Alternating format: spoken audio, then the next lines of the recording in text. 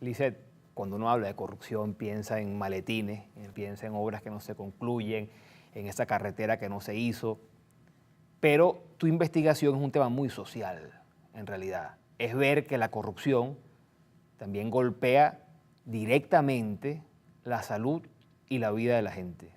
La corrupción está dentro de las cajas de pastillas. Fíjate que hace aproximadamente 2 años se encontró por tercera vez un lote de 50 toneladas de medicinas vencidas que habían sido compradas por el gobierno nacional a Cuba con la fecha de vencimiento de aproximadamente un mes. Las trajeron un mes antes de dañarse. Las guardaron en el servicio de elaboraciones farmacéuticas, el conocido CEFAR, en las adjuntas, y si no es porque los empleados le toman fotos, nadie se hubiera enterado de esa situación. En ese grupo de medicinas estaban las más buscadas, por ejemplo las de la tensión. Ahora, Lisset, uno supone que esa importación de medicamentos exige una revisión especial, que no puede ser que lo traigas sabiendo que en un mes se van a perder. ¿Cómo se puede jugar con la vida de las personas? Las leyes venezolanas son bien claras, no se pueden hacer importaciones si no tienen un lapso específico, en particular de los medicamentos, que permita pues tanto la distribución como la llegada a las personas de esas medicinas. Sin embargo, en el informe de la Contraloría que te mencionaba antes, pues se exigía que el Ministerio de Salud diera cuenta de lo que estaba sucediendo y que corrigiera a posteriori que para que esto no siguiera ocurriendo. Mas, sin embargo, pues vimos cómo esos medicamentos estaban allí dañándose y hemos tenido información de que con posterioridad también hay otro lote de medicamentos que siguen escondidos dentro del CEFAR. Esta triangulación que hay para la compra de medicamentos, Cuba hace la oferta, Venezuela se las compra, Cuba hace el envío, todo eso implica un pago diferente. Eso además ha permitido que se haga esta importación de medicamentos sin ningún tipo de control a través del convenio Cuba-Venezuela.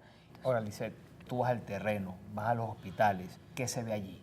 O sea, allí se siente el efecto de estas políticas equivocadas, de estas desviaciones.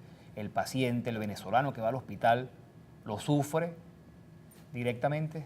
Yo creo que en Caracas en particular tenemos los mejores ejemplos de cómo esa crisis o esos problemas que no se previeron están impactando mucho más en el JM de Los Ríos, que es uno de los hospitales más importantes para la atención pediátrica.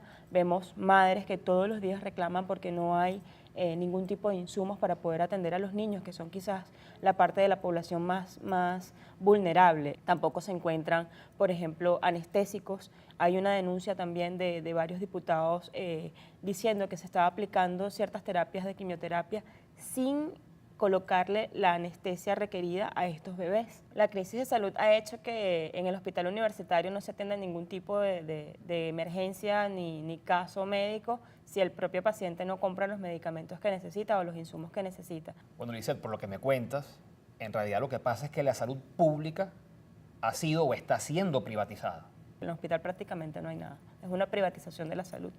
No hay culpables, se siguen nombrando ministros de salud, ya vamos para el 14º ministro de salud, sigue arrastrándose los problemas que afectan pues, a la población, no se consiguen las medicinas, sigue falleciendo personas porque no consiguen los insumos. Entre diciembre de 2014 y enero de 2015 se contaron 14 muertes de personas que llegaron por algún tipo de emergencia cardiovascular y no pudieron ser intervenidas. Incluso hay una persona que murió desangrada porque no se encontró el medicamento adecuado para poder atender la patología que ella presentaba en ese momento.